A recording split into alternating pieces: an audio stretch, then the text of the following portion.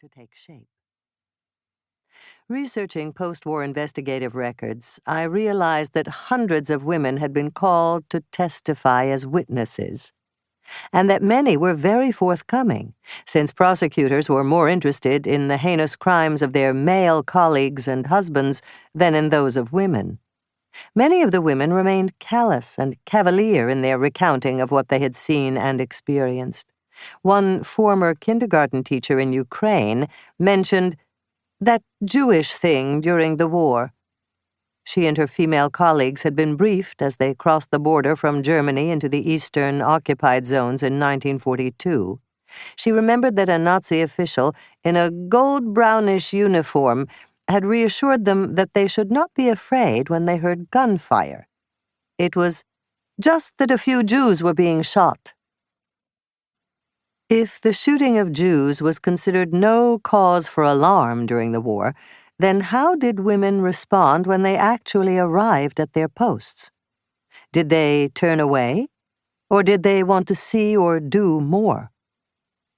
I read studies by pioneering historians such as Gudrun Schwarz and Elizabeth Harvey that confirmed my suspicions about the participation of German women in the Nazi system, but left open questions of wider and deeper culpability.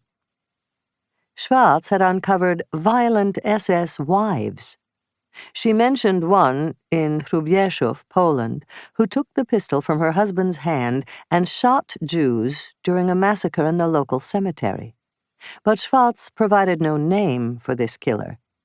Harvey had established that women teachers were active in Poland, and that on occasion they visited ghettos and stole Jewish property. The scope of women's participation in the massacres in the Eastern Territories remained unclear, however. It seemed that no one had scoured the wartime and post-war records and memoirs with these questions in mind.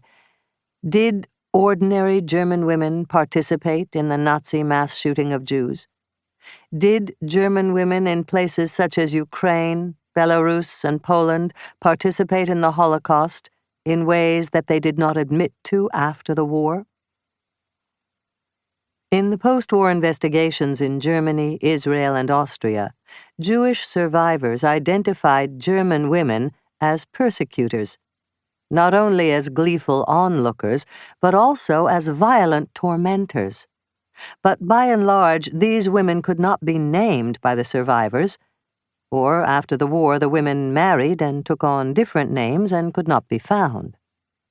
Though there were source limits to my inquiry, over time it became clear that the list of teachers and other female Nazi Party activists that I had found in 1992 in Ukraine was the tip of the iceberg.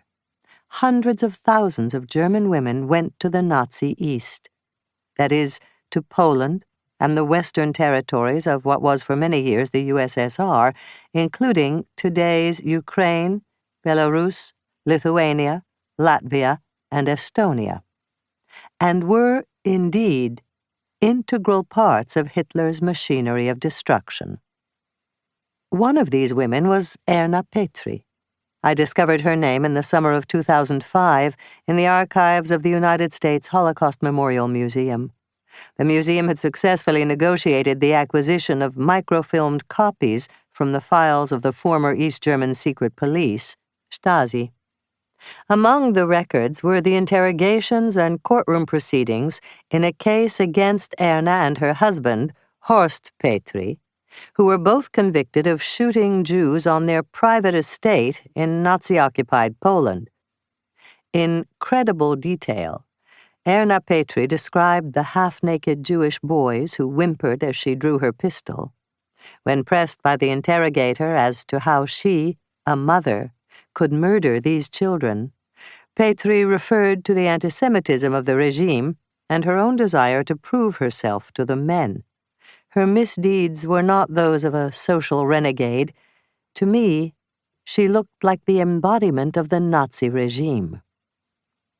Recorded cases of female killers were, to a degree, representative of a much bigger phenomenon that had been suppressed, overlooked, and under-researched.